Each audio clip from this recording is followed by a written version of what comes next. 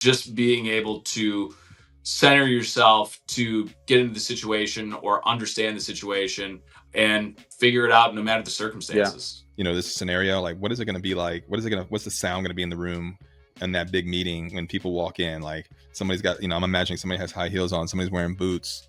I can smell the coffee that's brewing. Like all these different things, and like basically mentally rehearse these things. And that, I think that's another layer of visualization that people don't think about because they're not really thinking about it, right? It's not just, are you utilizing visualization, but are you utilizing it in the right way? But it's not only just having those positive thoughts and thinking those, because you're going to have the negative thoughts too. It's just knowing which one to harness and which one to take place, because they're going to either kill you or fuel you. No question. Welcome to Limitless Minds, the podcast where curiosity meets greatness. Each week, co-hosts DJ Eitzen and Harry Wilson sit down with some of the most exceptional individuals across sports, business, and beyond. From world-class athletes and peak performance coaches to visionary CEOs, entrepreneurs, and influential authors, they dive deep into the stories and strategies that drive extraordinary success. If you're ready to discover what it takes to be truly limitless and push beyond your own limits, you're in the right place. On this episode of Limitless Minds, today we are joined by Austin Love, a well-known media personality and community advocate in Cleveland, Ohio. Originally from Rockford, Illinois, Austin honed his craft at the University of Iowa before joining WKYC-TV in 2018 as a reporter and anchor. He hosts the Love in the Land podcast, where he shares inspiring stories that highlight the heart of resilience of Cleveland's community. Austin's journey is one of perseverance, overcoming early struggles, tackling fears in broadcast, and immersing himself in growth. Today, we talk about mindset, faith, family, and happiness. Let's dive in. Austin Love, what's up, man? How's it going? Welcome to the Limitless Minds podcast. Dude, I'm so pumped to be here. DJ, you and I go back about a year or so. I think we met like such a 21st century meet on Instagram of all places. First time I'm meeting you, Harry, but of course, know a little bit about your background and some of your history. But, looking forward to getting to know you a little bit more today. But I appreciate you having me out. Let's have some fun. Absolutely, man. Absolutely. And I'm glad you get to meet Harry. I've been bragging about you, Harry, for some time. So he gets to meet you live and in person. You have a lot to live up to, my dude. A lot to live up to. So we're starting this episode out with lies. Limitless Lives podcast. That's right. There it is. Episode 1. That's what we do.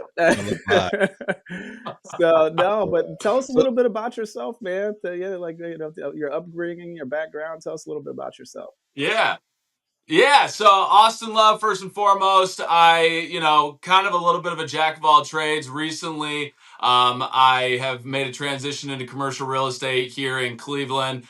Before that, spent about 10 years in local TV, from doing everything of, I started out as an intern, getting coffee for people, following people around, and then finally was able to get like an anchor reporter role in my hometown of Rockford, Illinois. Market 138, was basically paying to be there, essentially. I think my first paycheck was like, my first year I made like 23 grand, something like that. So look out, you guys don't know who you're talking to here. My goodness. But then spent about 2 years there, left my hometown, and just by happenstance or fate or whatever you want to call it, found my way out here to Cleveland. I thought I was going to be here for cup of coffee, come here for a year, maybe 2, and then, kind of go on to bigger and better. But, fell in love with Cleveland, fell in love with the opportunities here, fell in love quite literally. My wife is from here, and,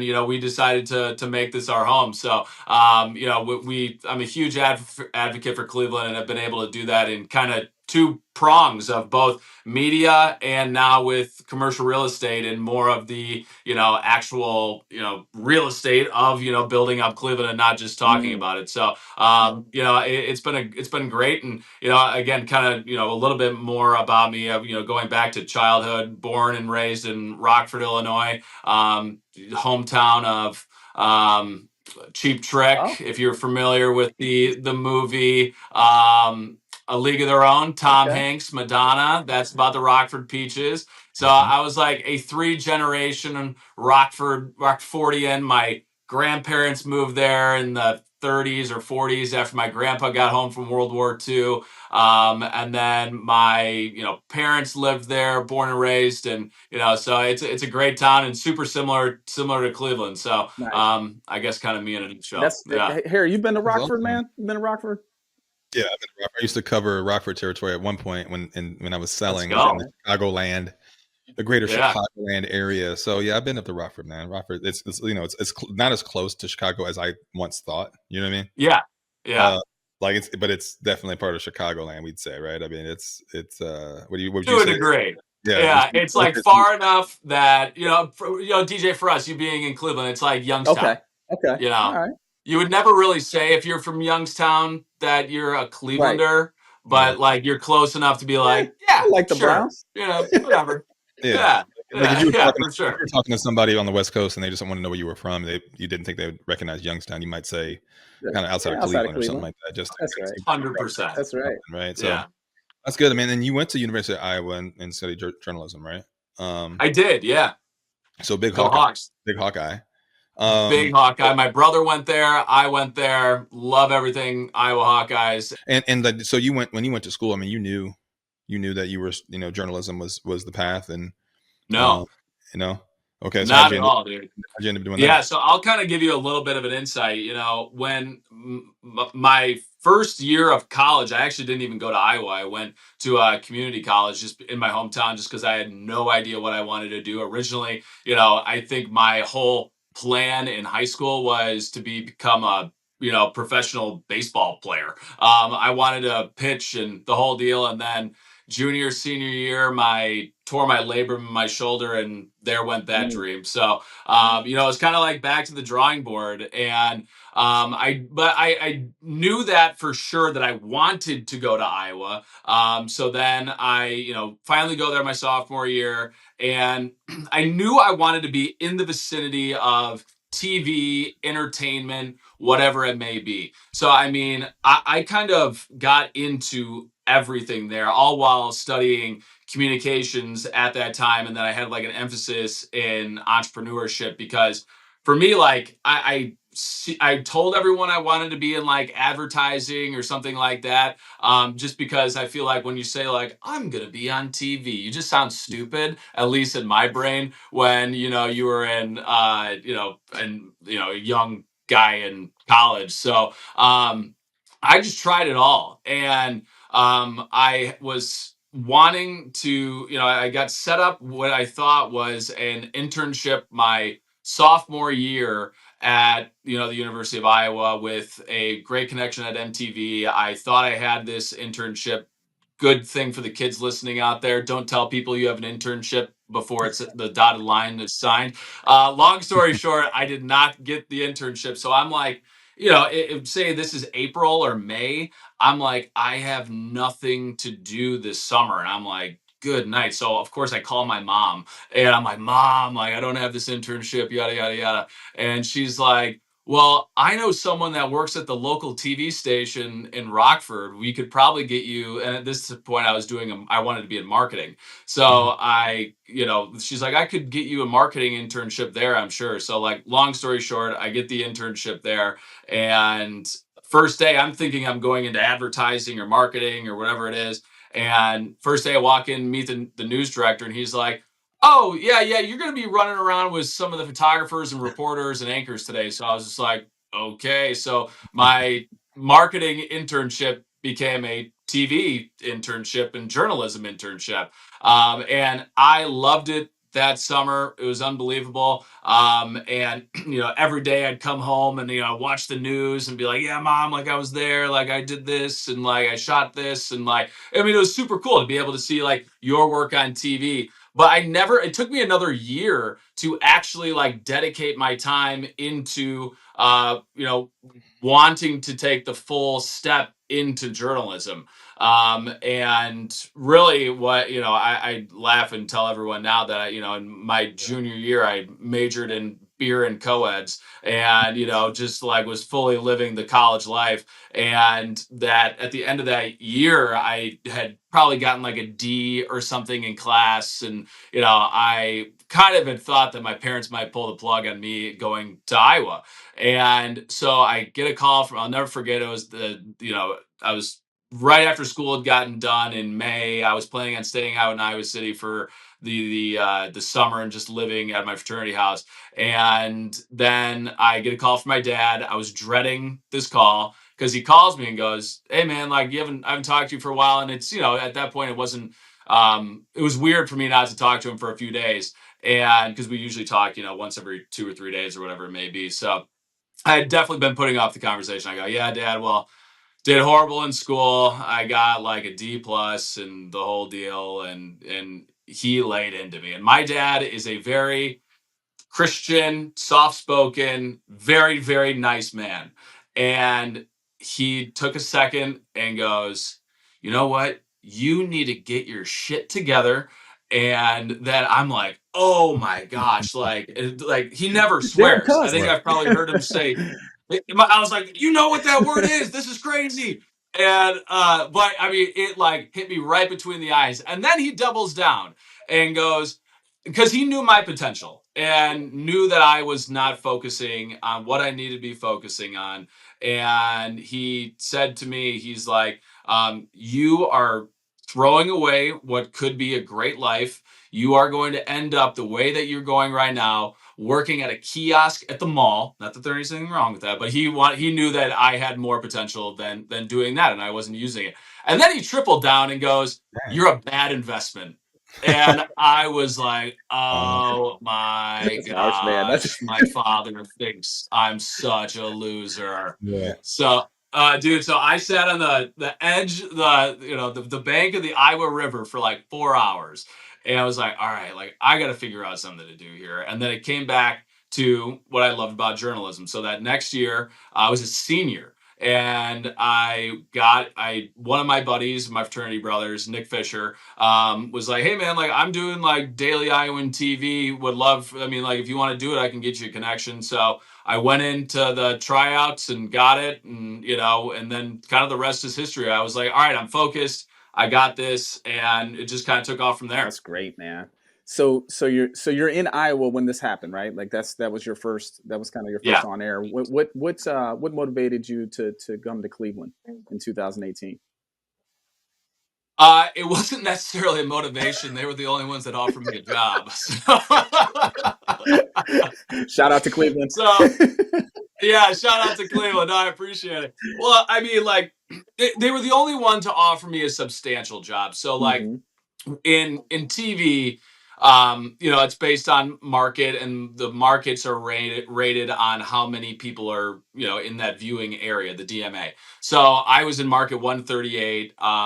And I initially, in Rockford, Illinois, I was working for the NBC affiliate there. I had gotten this, job, and, I wasn't getting paid much. And I also I didn't get into this to be on market 138. I wanted to be, my dream at that time was to be a national correspondent or something like that. So I knew that, I was leaving this job. I looked at it as grad school. I wasn't getting paid very much, but I was learning a lot and getting those reps on air. Hmm. So I had actually, you know, I had a 2-year contract.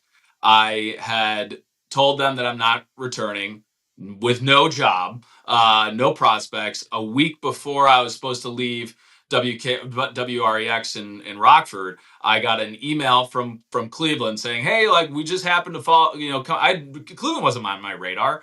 And the news director at the time reached out and was like, "Hey, we'd love to bring you in." And this was with, I left my job with no prospects, nothing, and just banking everything on this interview in Cleveland. So that's really ultimately what led me here. So I was able to, thank God, land the job here. What market is Cleveland? What the 19. 19?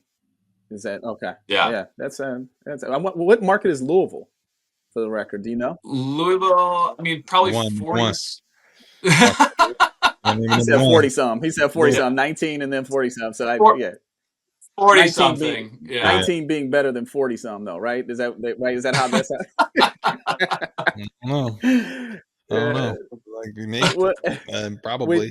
Hey, Louisville's a great city. I wildly went to Louisville twice last year. One for a golf trip, and then I did the Bourbon Trail. Lovely town. Where'd you play golf? Do you remember? I don't remember. Yeah, No, There you no. go. But it was a good time. yeah, Yeah. yeah. It's a good city. It's a good city. Yeah. So you have family, right? Like do you have kiddos? No kids. Just I have a fur baby. I got a dog. Yeah. Yeah. He acts like he's the patrolman of our street. He's like this, 32-pound golden doodle, Love it. cutest dog you'll ever see in your life. But I had to put him in his crate for this, so he wasn't barking the whole Yeah. time. But yeah, I'm married. Have the dog, and then I was raised the youngest of three brothers, mom and dad, and then in-laws and things. Yeah. Yeah. And how did you meet your wife? The most millennial way ever on Bumble and the dating app. So we connected on Bumble, and with the app it says the women only have 24 hours. Like, men cannot message them. The Really? the women have to message you within 24 hours. And on her bio it said, "I don't check this very often. If you're interested, follow me on Instagram." So I followed her on Instagram, and she followed me back. And then I was with, I'd probably been single at this point for 9 months, something like that. And I was at work, because I had to be in the morning show. You're up at 2. I was there at work at 2:30 in the morning. So one of my really good coworkers, I messaged her. I like looked behind me. I go, "Man, like, this girl's like really hot. Like, should I message her?" And she's like, "Austin, when has the DMing thing ever worked out for you?" And I'm like, "Well, you're true." So I never messaged her, but she got pissed about that and then messaged me, and then we ended up going on a first date. We went to we went to a Society Lounge in Cleveland, if you're familiar, DJ, right on East 4th. Yeah, I'm not. And then we ended up going to. She suggested 2 different dive bars, so I was like, "Oh, I'm in. I'm in." So then we got married a year and a half later. This is good Right. stuff. That's amazing. How has she been? Like, I'm curious how she's been a part of your personal journey. Because I know I'm sure for DJ as well. But like my wife Courtney, she's let me take a bunch of risks. You know what I mean? Yeah. And she, doesn't really have to let me take these risks. I mean, like, she's got her own business and job, or the job that she does that's got a lot of hours and everything. And without her allowing me to, reinvent myself across my career, particularly as you went from, and as you're going to talk a little bit about this transition from media to real estate. Like, how has she been a big part of this journey for you? I mean, huge. I tell everyone that, number one, I would not have been able to make this transition from a very, I was not rolling in money when I was working in TV, but I was making enough to be comfortable, and I could have been relying on myself. And now I'm 100% commission based.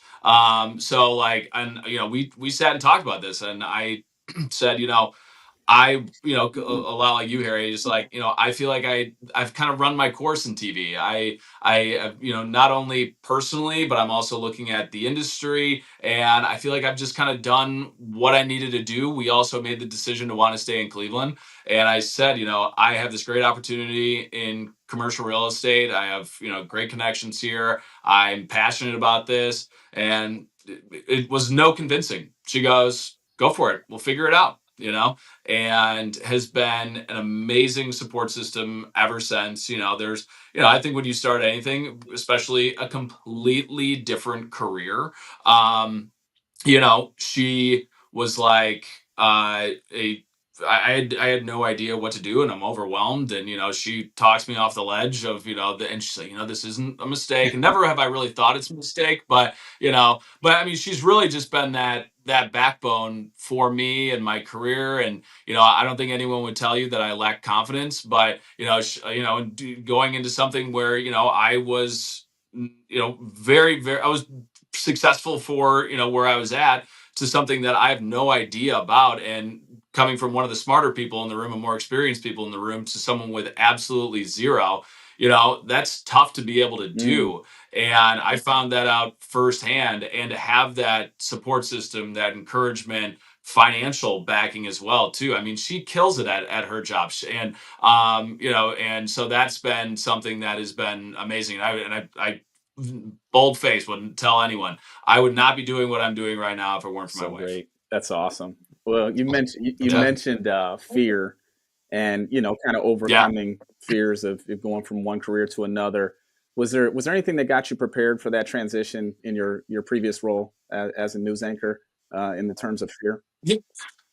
I think, as we were kind of thinking about this, DJ, of talking about that, I was one of those people that I was always like, oh, I'm not going to do that. Someone might think it's Right. stupid or post this, or like all these people. I was reflecting back on the first time I ever kind of felt this, of not doing it. I was like 5 years old and I wouldn't go to a camp. Mm, And I didn't go to the first day of the camp because I was like, well, I might not know right. anyone, or like this, I might not like anyone, and this and that. And then I went the next day and I loved it, and met all these people and things like that. But I think it really started to shift for me once I decided to go into TV out of college, and in college, telling people like, hey, like, this is what I want to do. I was kind of like afraid. I always wanted like people to be like, giving me permission to like go for Mm, something, and that's never going to happen.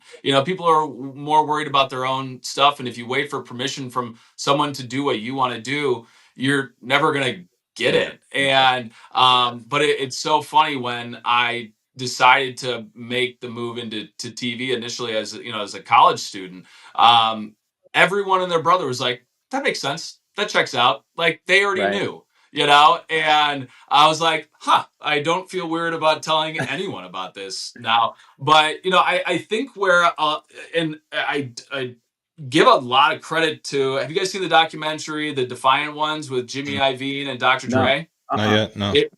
It is so good, and I watched this when I was I think it came out in probably 2015, but I probably watch it twice a year. Wow. Okay. But Jimmy Iovine has an amazing sentence kind of talking about his life changed when he shifted the winds of fear as a headwind, and then turned them onto a backwind, using fear to not hinder you to go forward, but instead using that fear to go Mm, forward. And I was like, wow, that it's is pretty cool. like profound. And it just like struck a chord with me.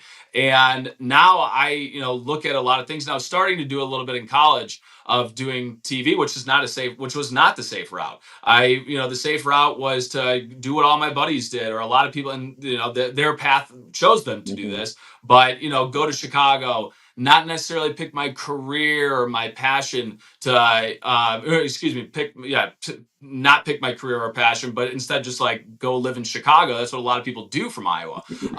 And instead, I was living with my parents in Rockford, Illinois, making zero money, but I knew that it was the passion of what I was doing was right. And that is really and that's really what it was, the ultimate thing with moving into commercial real estate. It's just like, I'm going to regret not doing Yeah. this. I am at the perfect time to do this. I'm in my early 30s. I don't have a mortgage. I don't have kids. My wife is in a really good spot to be able to support us right now. And it's like, you know what? In 10 years, if I don't do this, I'm going to regret Man. it. And of course I was scared, still scared, Yeah. but it's using that fear of, what if I don't do Mhm. this, instead of what if I do this, and I think that's something that has really helped propel me. Hey DJ, you hear you said in 10 years they'll regret it. In 10 years he's gonna be like our I age, know, man. man. Like, I dang. know. Hey, I it's mean, your age. no, no. Depends on. It's so funny when Harry and Uh, I met. Harry was 29. I was 34, Yeah. and he used to call me old Yeah. man. When I was 34, and now you look up and 11, 12 years go past. I was in 2013, December 2013. Yeah, I was a newly minted 30-year-old. Yeah. Just turned. Did you Yeah. just turned? I Okay. just had Yeah. Gracie. I just had Gracie, who's now 12, 12 and a half, almost 13. And That was a long time Yeah. ago. It feels like But like, Dude, life comes at you it's quick, it's dude. crazy. Someone just said that they were 30 or 29, and I was like, oh, we're the same age. And then I'm like, I'm almost 33. Like, that's not the same age. Like, yeah. but Yeah. like to be 33 again would be amazing. So listen, you mentioned we talked about fear and stuff, and you know, as an athlete, you get in, where you get into positions where you can't hide, right? You're on Yeah. the court, you're in the arena, you're on the track, you're on the field, whatever it is, the lights are bright. And now like the gun has gone off, so to say, right? And now you got to perform, you got to execute, and Yeah. you can't hide from the results, good or bad. So live reporting, I've always Yeah. wondered. And so I have an aunt, my name is April Woodard, who was a national correspondent. She was on Inside Edition for a number of years. Sure. She's young, but it was a while back. I'll just say that. Um, and but she was reporting live during 9/11 in New York, Dude. right? And so Yeah. and I've never gotten a chance to really talk to her about like what is it like to report live on anything, whether it be something crazy like that, of course, but just on a daily basis where you're like you're in the moment and people are watching. Like how do you kind of manage your anxiety, your nerves, your fears, and then get past that, but it comes to second nature, and now you're in your element. Sure. Sure. I mean, I have had very embarrassing moments on TV. I don't think a lot of people would know this about me unless they really knew me. I am an anxious person. I do have anxiety. I like even, when I would go on air after, being on air for 10 years, I did breathing exercise beforehand. Shout out Wim Hof. And because I am an anxious person, but I, after a while, it's like shooting free throws, doing sit-ups, doing push-ups. It becomes a muscle. It becomes muscle memory. And in a way, you are yourself, of course, but it's code switching. You become the TV person of yourself. And it's so funny. Like someone could hand me a microphone right now and I'd be able to give you a minute, TV report on the weather. But that was not the case always. I was telling DJ that like I was not a very good public speaker. For some reason, people thought that I like should be a public speaker because maybe I just have a good voice or more some You got confidence. great But hair too. I mean, I You got great hair remember too, man. you got the hair. Yeah, It's good. yeah, It's good. absolutely. It's good lettuce. I'm Good lettuce. talking pre-TV hair though, DJ. This is high school, man. I had a buzz cut.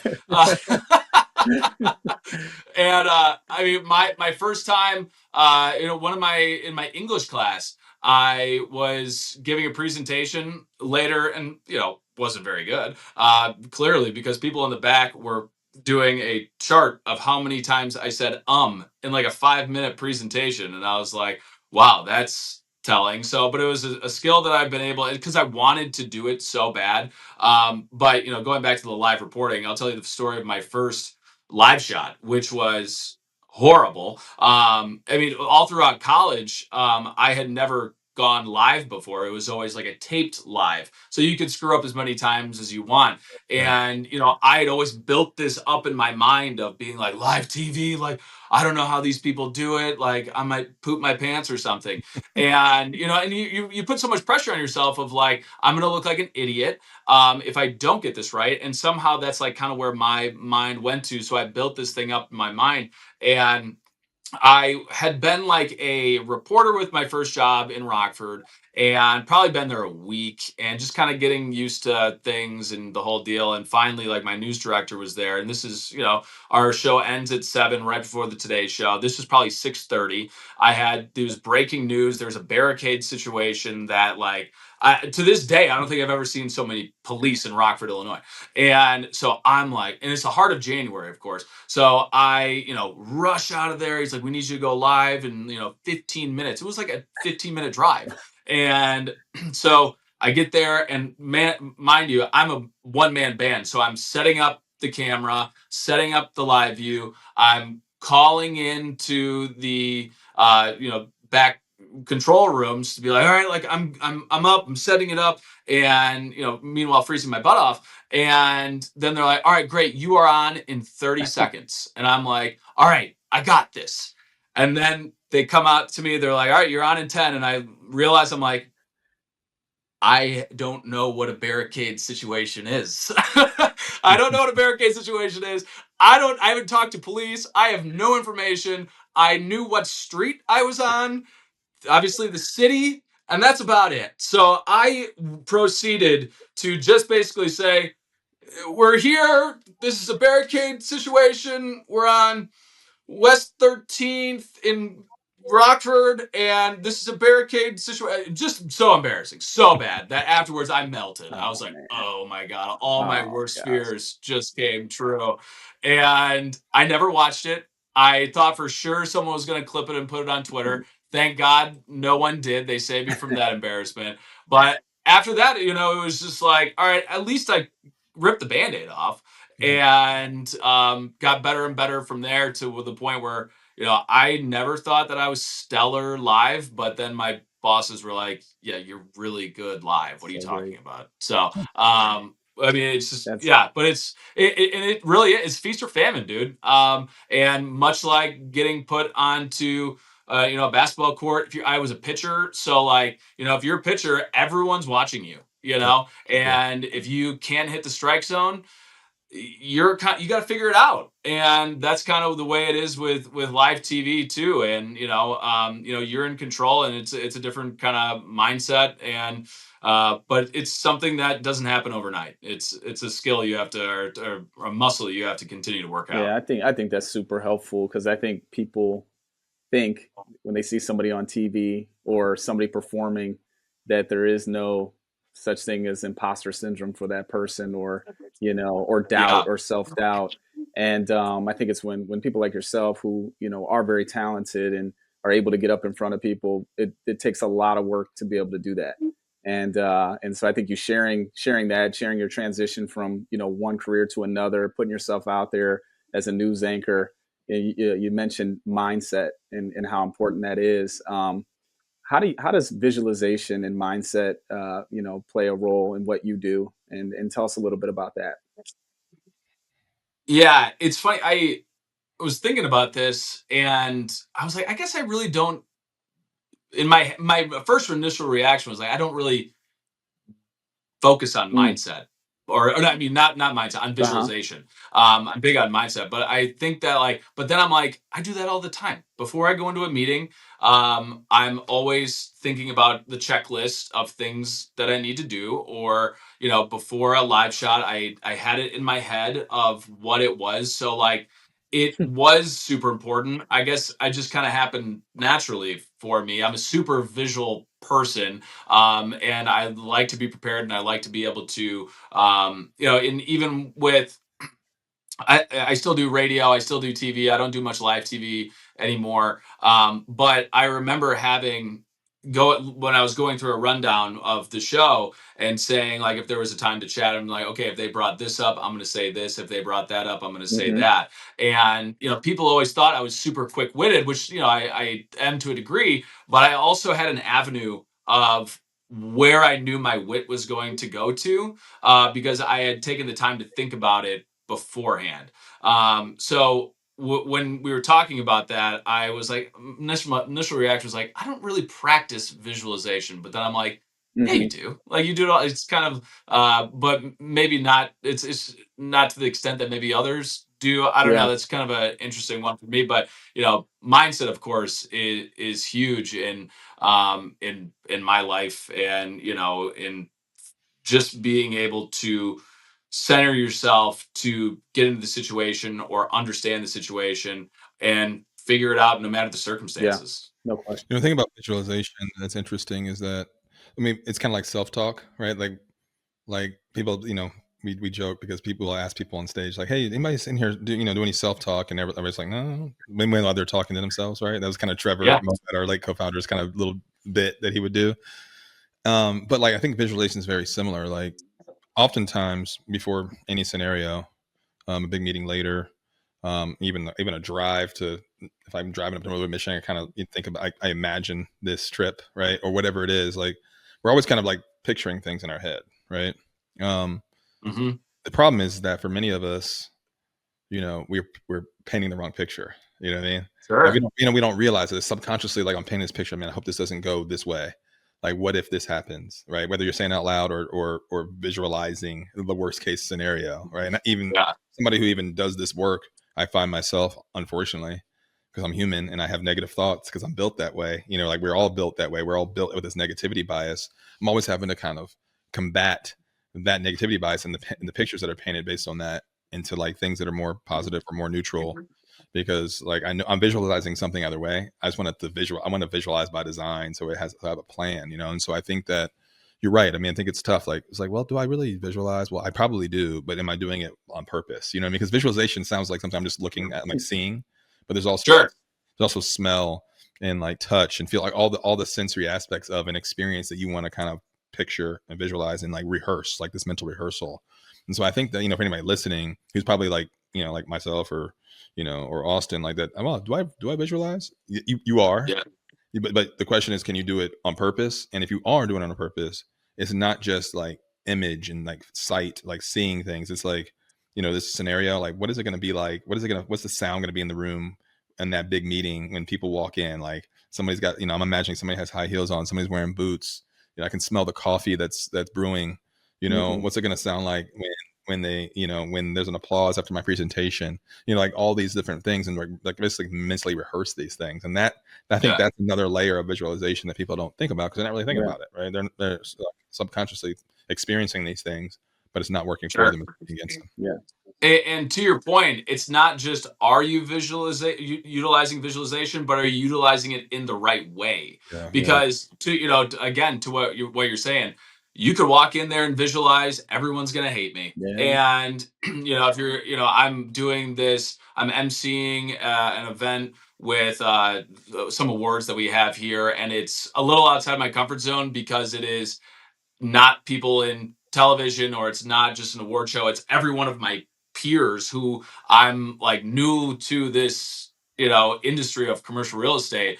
And I'm like, oh boy, like I almost said no to it because I'm like, well, they don't want to hear from me and like this and that. But then I'm like, you know what, I'm gonna do it. Yeah. And it's like, okay, but it's not only just having those positive thoughts and thinking those, because you're gonna have the negative thoughts too. It's just knowing which one to harness and which one to take place, because they're going to either kill you or fuel you. No question.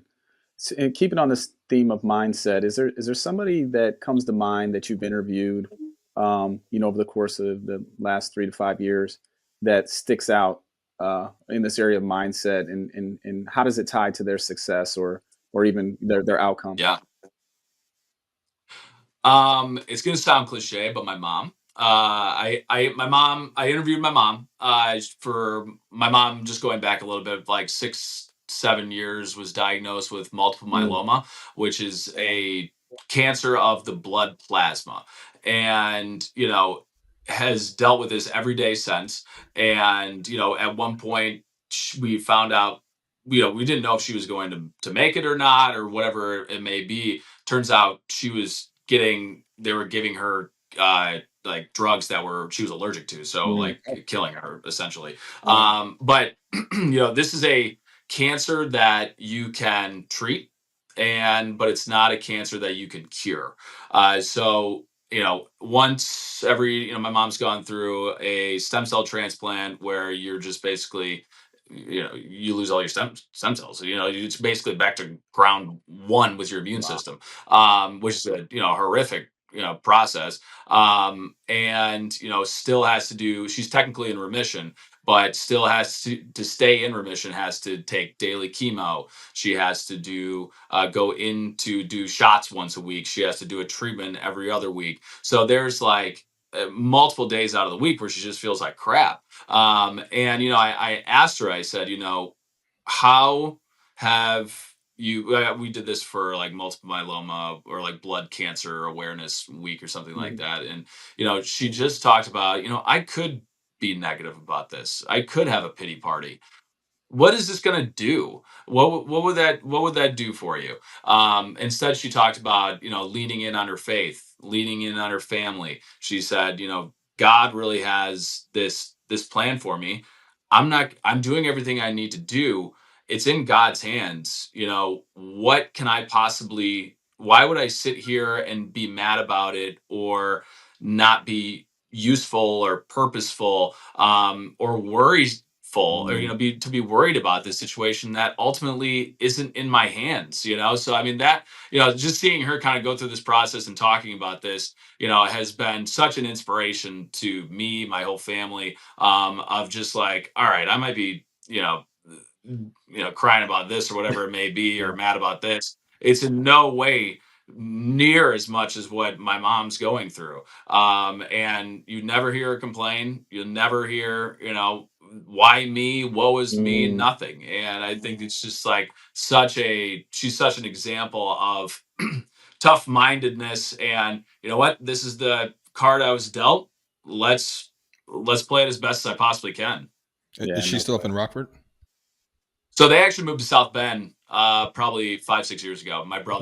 brother moved there. So, which is like, I was a kind of a side story. I was like upset that they moved from Rockford to South Bend, but it was a total God thing turning out, because Rockford didn't have a multiple myeloma specialist. Mhm. So it would have probably taken her a lot longer to get diagnosed. Wow. Instead, South Bend did. Wow, And they had just moved there about 3 months earlier. that's on And That's an accident. incredible. yeah, What a isn't it testimony. incredible? Yeah, I Yeah. mean, it's So just, I mean, there's no such yeah, thing as coincidence. I mean, what a great no, testimony. Was she like that with you growing up too? In terms of her drive and her for willingness. sure. Okay, that's awesome. For sure. My mom was never one to really give us like sympathy, sure, empathy, sure. She wouldn't, like, she was very, very loving, but drilled in my head, mom, I didn't get picked for this, or I didn't have picked for that. I hated it as a kid, but she would say and repeat this. I'm gonna put this on her grave. Life isn't fair, life isn't equal. The sooner you learn this, the happier you'll be. And it's basically saying, you can't control it. No one's going to hand you things. Work for it. And also, sometimes it doesn't fall your way, but Mm, but that doesn't mean you quit. And I think that's always been her mindset and her mantra. yeah, I love it, that's man. great. Well, listen, I know I think DJ was a guest on your podcast, Love in the Land, Yeah. right? Yes, Um, sir. yeah. So by the way, check out Love in the Land podcast with Austin. But I mean, through that, you've connected with obviously a ton of great personalities, Cleveland personalities. Yeah. And what common themes have you noticed with some of these folks that have come on that are obviously have great stories or great success or whatever it might be? Are there things that you're seeing that are like common themes? If you had to write a thesis on those? Sure. I mean, so with just some of the people that we've had on, we've had like Bernie Kosar, Super Bowl winning quarterback, Joe Thomas, Hall of Fame NFL player, and then also like extremely good entrepreneurs, a developer, Fred Geis, who's developed half of Cleveland, different entrepreneurs, and DJ, influencers, things like that. And I think on the surface level, everyone would say that it's easy to say like, these guys were just born that way, or they're built that way. What I've learned is that they're just average people, and even just from being around athletes, they're um, average people essentially who either have a passion or a drive for something, and they go wholeheartedly through it. Very few people that I've met, interviewed, have ever been handed something. They've always had the drive to be able to work for it. So I think that's something that I've really taken out of it. And whenever I think of like, oh, I can't do that, it's like, well, this person did it, and at the time they were nobody too. Mm, So I think that it's been a real takeaway, is not just with the podcast, but also just being around exceptional people through media. yeah, that's great. What do you love about Cleveland? And since you've been here, what do you enjoy most about it? Yeah, dude. I love a lot about Cleveland. I first moved here and I thought the whole place was going to be on fire for some reason. I don't know why. And then so I came in not with just low expectations, but I came in with negative expectations, which really tempered my expectations, of course. And then I got here, I was like, oh my gosh, they have like beer. This is crazy.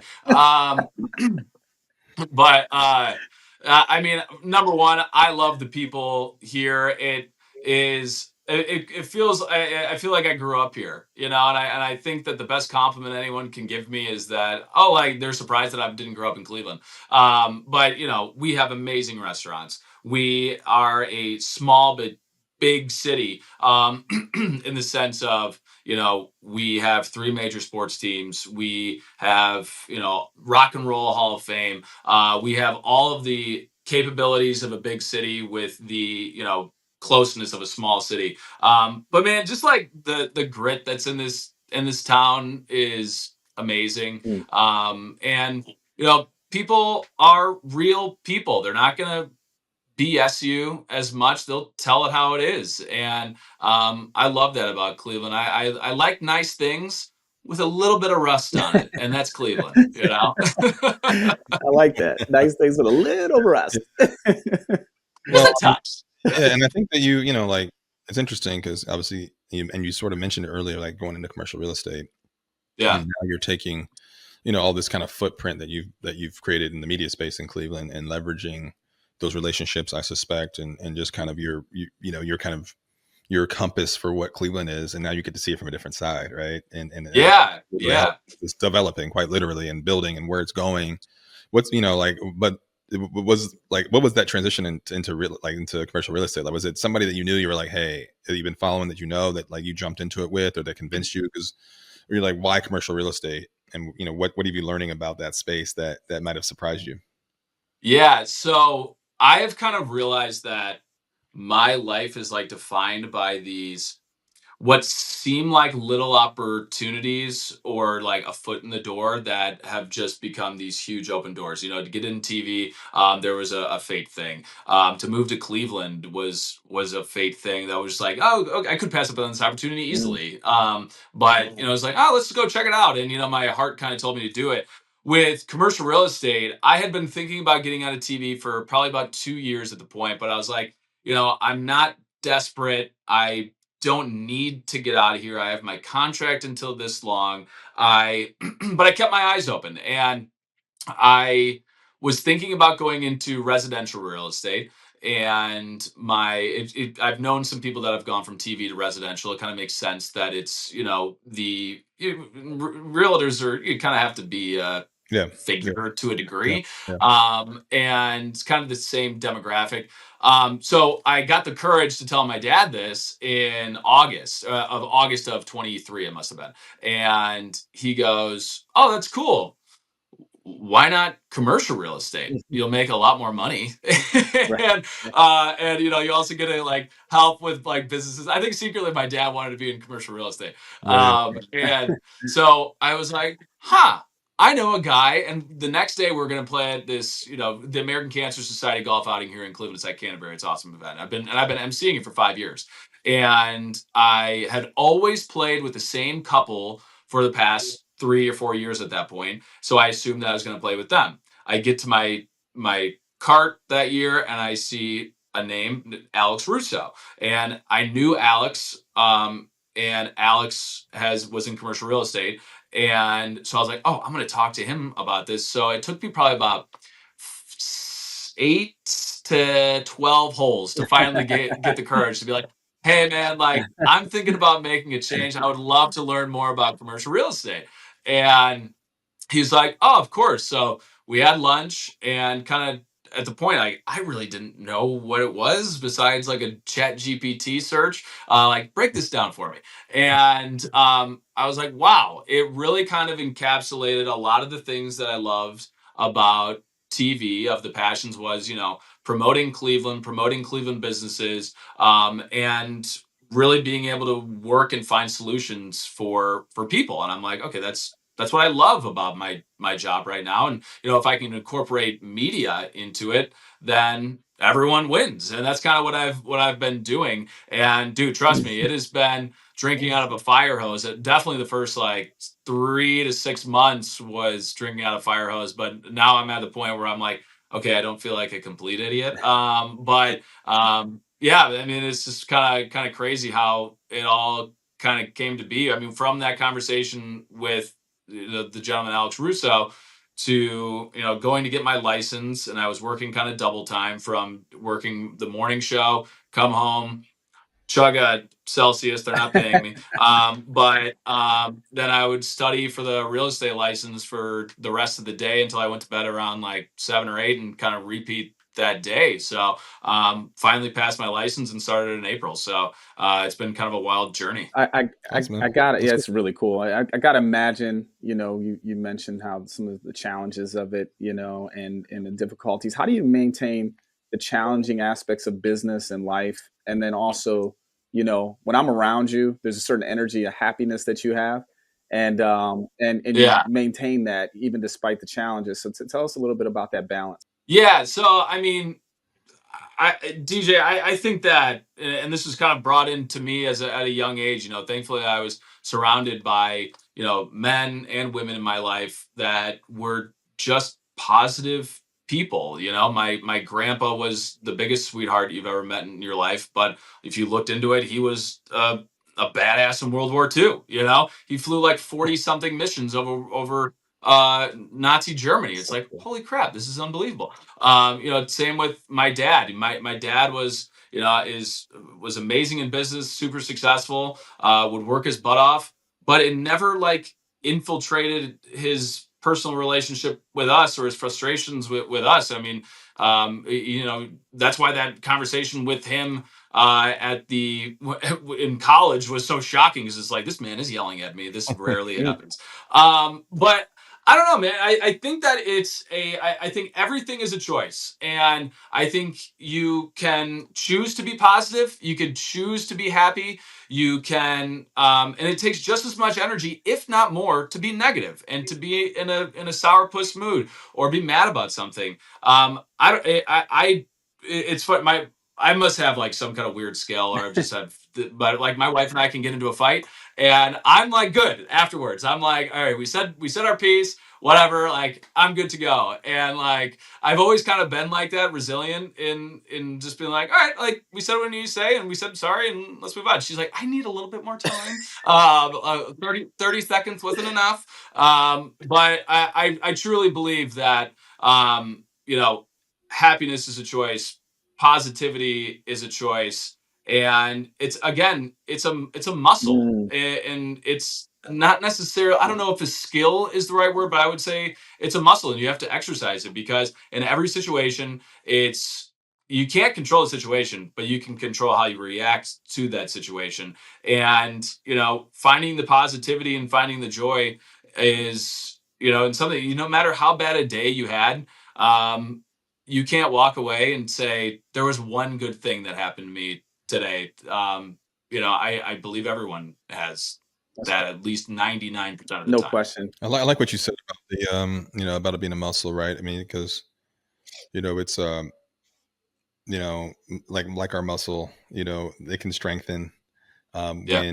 when used, and atrophy if not, right? Mm, And so it's important. That's why people talk about mental toughness because it's kind of a common phrase, right? But we really Yeah. call some of the work we do mental conditioning, right? Yeah. Conditioning. So you got to condition your muscle, right? And that's why you have strength conditioning coaches in sports, right? We're conditioning, we're becoming fit. In order to condition your mind, or just like anything else, like you have to like stack days, stack those bricks. Like you have to do it kind of, it's got to be part of your daily hygiene to condition this stuff. And Yeah. it's just like you're trying to build adversity tolerance. Tolerance and conditioning have one thing in common. They take kind of like a repetitious kind of approach towards building it, right? Whether for good or worse, right? And so Sure. so I like that you touched on that kind of the muscle piece, the aspect of it, right? Yeah, because to just say it's like, oh, it was the way I was born, then you aren't really taking an honest look at yourself. Yeah. And I think a lot of people associate like mental toughness today, because he's a huge influencer, with David Goggins, who is like the farthest on that realm. But even that, it's just like, I love the mental conditioning, because it really is that, because it's not just like you go from, Jello or cottage cheese to concrete in 2 days, to bricks in one jump. There's a lot of things that need to happen and a lot of steps that need to be taken to condition anything. And definitely mindset and perspective and positivity is one of those. Great. Stay Yeah. hard. What David got to say. Stay hard, baby. I'm not you know what? I haven't really seen a ton of his stuff. I mean, I've seen some of it. But yeah, man, it's he's the one that's always running. Is he running and talking and motivating? Yeah, you want to run through a brick wall, or you feel horrible about yourself. Right. Yeah. Either way. Right. That's right. He'll cut you out. You didn't do anything. Dang, man. Yeah, it's like, dude, why are you yelling at me, bro? No, it's you know what? It's interesting though too. The thing you said around choice, and you've said that and sprinkled that throughout. This podcast is like we have a choice, really. We have a choice to be happy. We have a choice to be miserable. We have a choice to make a career move or not. We have a choice to have faith or not.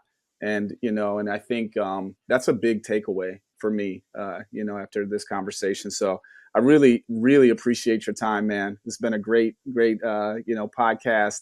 And tell us a little bit more about where we can find you. I know the Love in the Land podcast. Shout out again to that. But where else can we find you? Guys, thank you so much. I looked up at the screen recording. I was like, wow, it's something. There's like a time warp that happens in podcasts that you look up and you're like, oh my gosh, like that was already an hour. But you can, thank you. And you can find me at Instagram, X, Facebook. I just got a new phone, so my TikTok didn't carry over. Terrible. But at Austin Love TV. I didn't change the TV when I got into real estate because I was verified already and just screws it all up, But if you were looking for commercial property in Cleveland, Northeast Ohio, whatever it is, let me know. And if you have any other people that want to be a guest in my podcast, let me know. You can find that on Spotify, Apple, YouTube. Love in the Land with Austin Love. Harry, we'll have to have you on, man. We've already had DJ. He's old news. Yeah, we'll have to have you on, bro. I was hoping. That's what I was waiting for. Really, the invite. I was. Yeah. I texted DJ. I was like, "Yo, is he gonna ask?" No. Yeah. So do I have to ask? Yeah. All good. Should I say something? I don't know. We appreciate that's you. Cool, man. We really appreciate you coming on, man. And great time with you. And for our guests out there, remember, you don't have to be sick to get better.